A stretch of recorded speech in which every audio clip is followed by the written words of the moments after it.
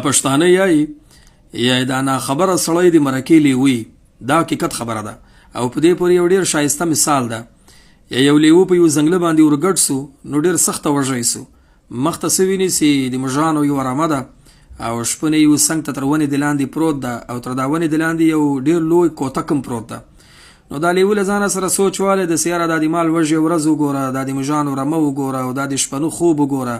نو که یو مسجد رادوري کم شپون سره باندې خبریږي اته په دې رمه ورګډ سوی ده. نو له ډېرې لوږې ورځې په دا رمه کې تر ټولو مزه چې کوم مژ ده یغه ته لاس راچولی ده، یغه زور سره کړی ده، اتې رمباړه والی ده. نو شپون پرې راولاړه سوی ده، اتې دا کوتک راخیستی ده، لیوه ته برابر کړی ده، لیوه یې په دې خړس والی ده چې یو هډوکی روغ نه ده کې پرېښی.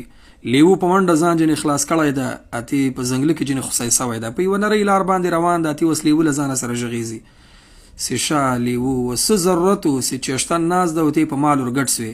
پلار دې میږې خوړلې وې، نیکه دې میږې خوړلې وې، خو یو سوی به دې ښکار کړی و، یوه اوسۍ به دې ښکار کړی و، یو خر به دې ښکار کړی و، ځان به دې موړ کړی و، ته راتلې د چېشتن په مال باندې ولګېدلې. دغه عیشي. نو حکما فرمایي چې د موږ په معاشره کې چې کله د دوو نفرو په مابین کې یوه قضیه روانه وي چې ته نه یې ورګډ کړی، منځ ته مه ورګډېږه. چې په مجلس کې ته یو چا په یوه معامله کې نه یې ورغږولی، مه ورغږېږه. چې یو چا په تا باندې سوال نه یې کړی، د بل سړي جواب ته مه یایه، ته به له ضلالته سره مخامخ کیږې.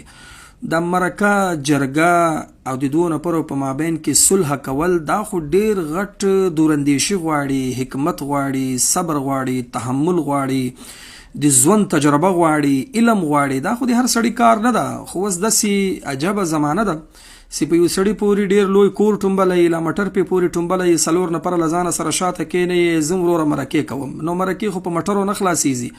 دا وړ سړی چې نه برداشت لري، نه صبر لري او د انا په ده کې ډېر زیات غرور او کبر یي، نو دا بیا د دوو نفرو مابین ته چې ورګډ سي، له خیره یې شر ډېر زیات یې. ما جوړولې ته پړاخ وچودلې، نو ته بیا سره خلاصوې، مګر نور بیا په غضب سره ککړ کې.